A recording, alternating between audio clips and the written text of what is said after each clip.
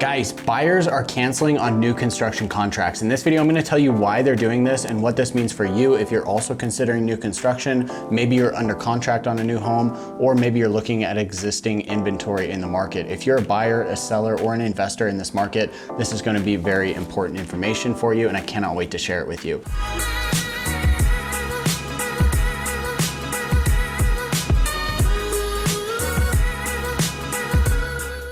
So in this video, I'm gonna give you just a little bit of a background on what's going on and why people are in this situation. So I'm gonna tell you a little story here about two different clients that I've had reach out to me in the past week who said, hey, I'm under contract on this property with XYZ new builder, and they're gonna be building me this house, and I locked in, 4, 5, 6 months ago. They've still yet to break ground, but we're now in a position where, because we did lock in, we locked in at a significantly higher price.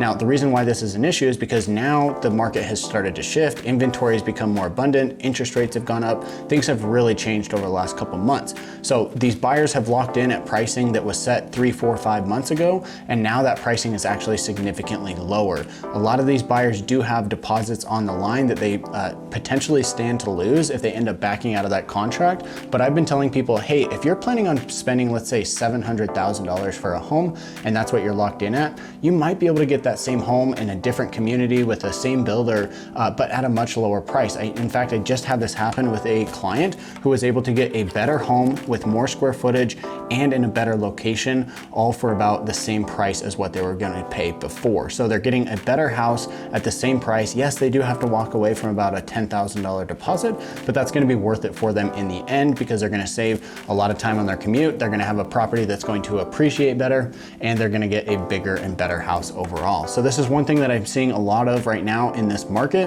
where buyers are canceling left and right. Now, if you've been watching the news, you've been watching my channel, or you've seen any other reports about the real estate market, you'll know that a lot of buyers are canceling on contracts, and this definitely includes those new construction contracts. I think a lot of builders are in a position where if they bought that land, a year, 2 years, 3 years ago, they probably bought it for a pretty cheap price compared to what those homes were expected to sell for. So even though they do have to drop prices and get a little bit more realistic with today's pricing, builders are willing to do that, and they're still going to be able to make a profit.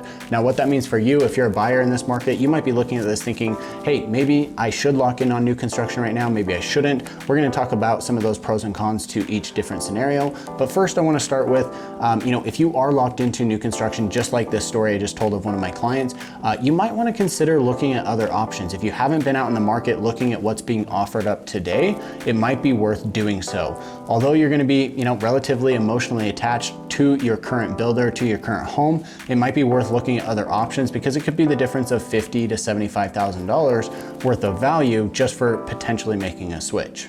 If you're a buyer and you're looking at new construction, maybe you haven't locked in yet, maybe you're just considering your options, you might want to look at this with a pretty long-term view, in my opinion. If you're looking at buying real estate in today's market, I think you have to be looking to hold on to that home for at least 3 to 5 years, if not longer, in order to come out ahead. If you're trying to get into this house, you might be selling it in a year, maybe 2 years. It's probably not worth it for you to purchase at this time, and it's definitely not worth it for you to go through the new construction process if you're on such a short timeline. However, if you're going to purchase that home and then move in and live there and own the home for at least 3, 4, 5 years, I think you'll be in a good spot to come out ahead. You could potentially refinance later on if rates come down, and hopefully the value of that home over the long term will continue to go up. Now, although real estate has been pushing all-time highs as of late, I do think that we will see a little bit of drop in prices, but then prices will continue to increase, just like real estate has done for decades here in America. So this is something I think is really important. If you're thinking about investing in real estate, it's the same exact thing. Just be careful with what types of deals you're going after. Make sure to underwrite for a little bit of extra margin in the deal so you don't get into a position where if prices do come down slightly, you're gonna be in a bad spot. This is something you definitely wanna avoid. And other than that, guys, it's gonna be really interesting to see where this real estate market goes. If you haven't already done so, make sure to subscribe to the channel. I'm gonna be releasing these market updates.